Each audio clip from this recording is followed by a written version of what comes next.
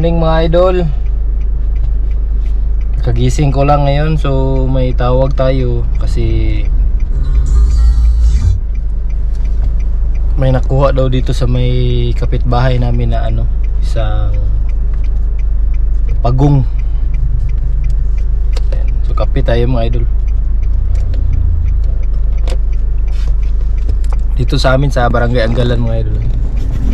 Ito yung daanan mga idol.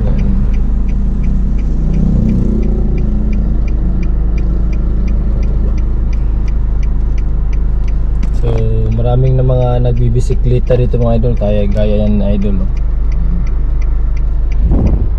Maraming nagbibisikleta dito.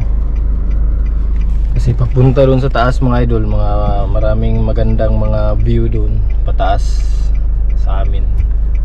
So maganda mag-relax doon tapos mag-bike. So ngayon may may kwento sila dito na tumawid yung pagong dito sa daan. Ayan, dito daw. Ayan. So nakita ng auntie ko, kinuha niya. So tingnan natin mga idol kung anong pagong yun. So most probably fresh water yan kasi maraming mga ilog dito sa amin, mga maliliit na ilog, maliliit na creek. So bumaha kasi kagabi, kaya siguro na-displace itong pagong na ito. So tingnan natin anong pagong yun sa mga idol, tsaka identify natin kung ano. So tatawag tayo kay Idol Yan ng Herping Honza mamaya kung ano, pa-identify natin kung anong species ng turtle iyon, ng pagong. So kape muna ako mga idol. Ayan. Kape tayo mga idol. Jollibee. So strawless mga idol, pag bumili kayo mga idol, strawless, ayan, bili kayo ng ganito, yung stainless na straw para iwas na yung basura na straw sa pupunta sa dagat. Kasi usually yun yung mga biktima ng straw, yung mga plastic, yung mga pagong natin, yung mga sea turtles natin. So kawawa sila, napupunta sa ilong, mga ganyan. So ayan mga idol, puntahan natin yung pagong. Ayan. Muna yung plate number. Lahi man to, conduction pa man to sa una. Wala gitadaan ako. Lahi, baka di naman maus. Asa yung nakpan? Asa yung nakitaan? Diha, sa kalsada. Diha agad siya? Oo. Baha man ang mga creek gabi eh. Mga lagi siguro, kasi hindi siguro na nagkuan. Baha ang creek gabi eh. Ano ni siya? Kanang endemic. Gila kang buhion nagkuan. Di pag kumugaw dito, mahadlok ko eh. Ayan mga idol. So isa tong box turtle. So isang Philippine box turtle. Native din siya sa Toa.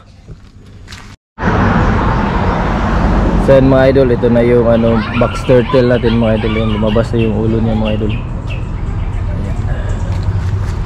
So isang box turtle mga idol. So in-identify ni Idol Yan na isang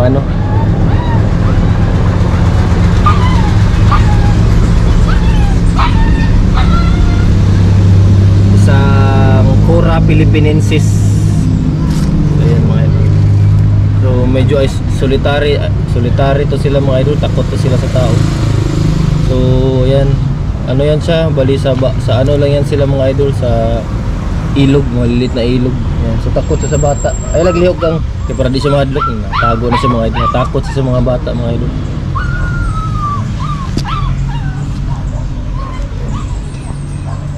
Takot siya.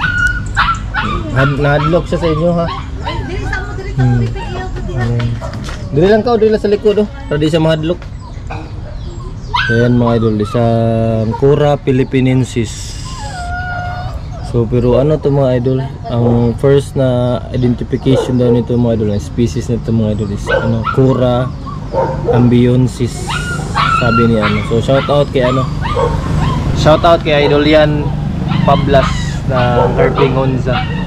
So ito mga idol, itong turtle na ito mga idol, i-endorse natin to sa Philippine Eagle para dumami sila. Kasi endangered na to. Endangered species to sila mga idol. So bawal to sila alagaan mga idol. Kawawa.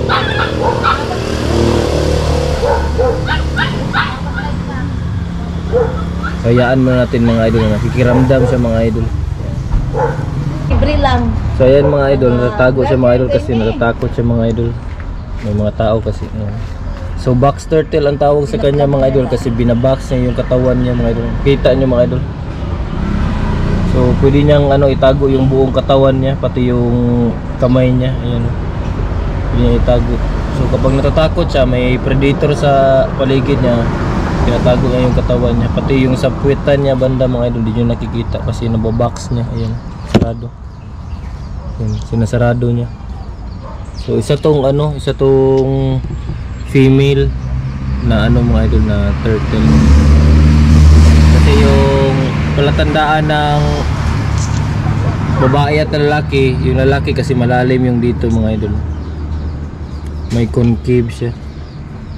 So ito most probably babae ito siya kasi flat yung dito niya. So ito yung niya, plastrons niya dito sa likod. Ito yung carapace ang tawag. So matigas to mga idol, dito basta-basta nababasag. So nakita ni auntie ko yan, Auntie Aling.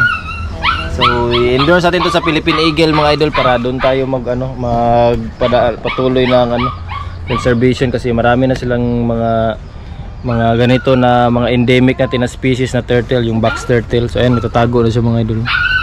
Takot siya. So mamaya samahan natin, mag-endorse din tayo ng bayawak doon mga idol. Sila kasama natin si Sir Bong tsaka si Idol Dave. Endorse natin yung bayawak na rescue natin. So see you later mga idol doon sa Philippine Eagle. Yun yung mga bata dito mga idol.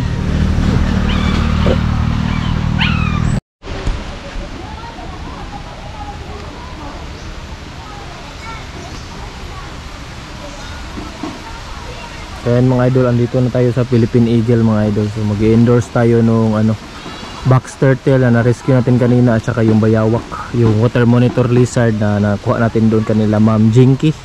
So shout out kanila Ma'am Jinky at Sir Eric. Yan. So dito natin so yan Ma'am Jinky, dito natin i-endorse yung bayawak kasi meron silang facility dito na pwedeng mag-cater ng ng mga monitor lizard natin. So maganda yung lugar kasi nila dito, malapit sa ilog. Tsaka talaga to,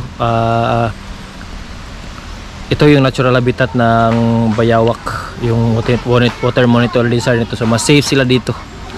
So puntahan natin sila Idol Dave, ayan, tsaka sila Idol Sir Bong, ayan. So ayan, ito yung mga idol, ito yung box turtle natin. So ayan, lang siya, swimming lang siya. So kunin na natin siya mga idol.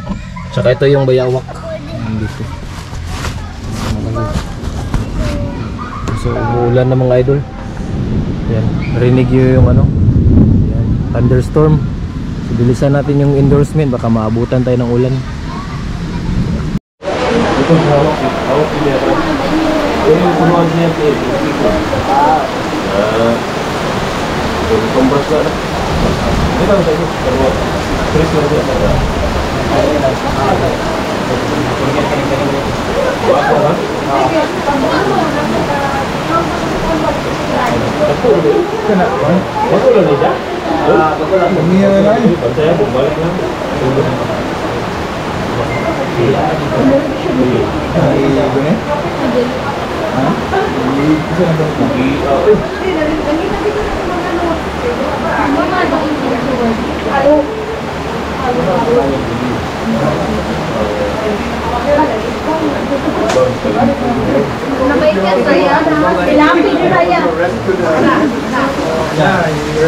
Also, the rescue we did is from a resident here.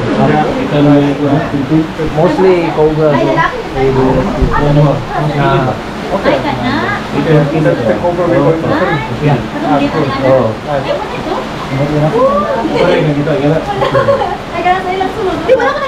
mga idol.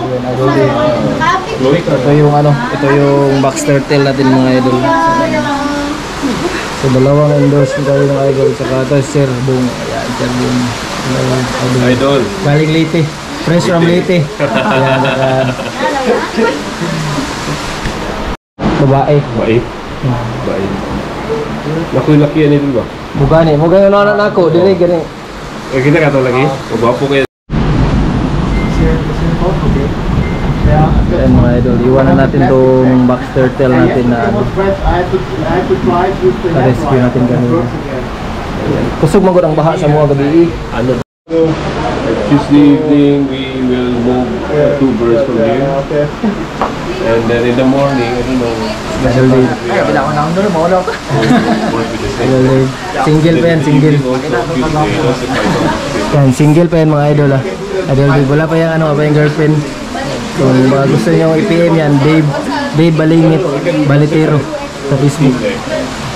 It's just me. Shout out. Bro, wala na ka. Tapos dito Mga volunteer na ba? Dili, mga volunteer na ito na ipon.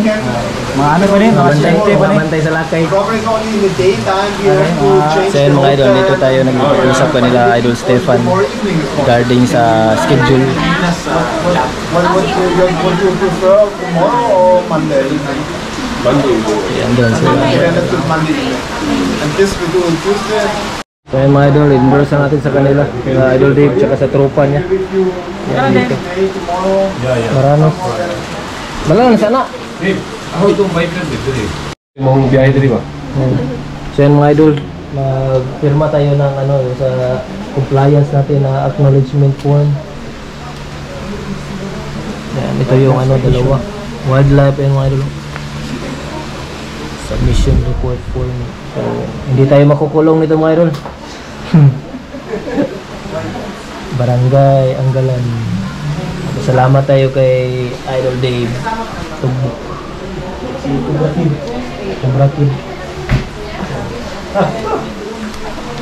Kanilang address lang o ano? Address lang. Dave. Address lang o pangalan. Are, na uban, pwede po.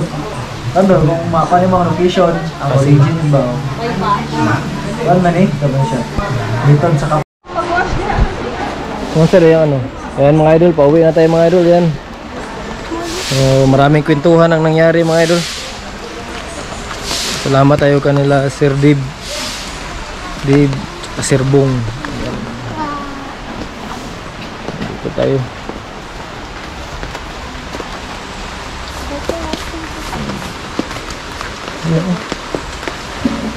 Ito na. Ano sa water dito? Ang pumuulan. Ngayon. Ang ganda. Kalamig na ano. So ayan mga idol, ipopost lang natin itong ano natin. Itong vlog natin dito. Sabay sa yung pag rescue release natin. So, salamat. Sunod na rescue. Pasyal kayo dito sa Philippine Eagle.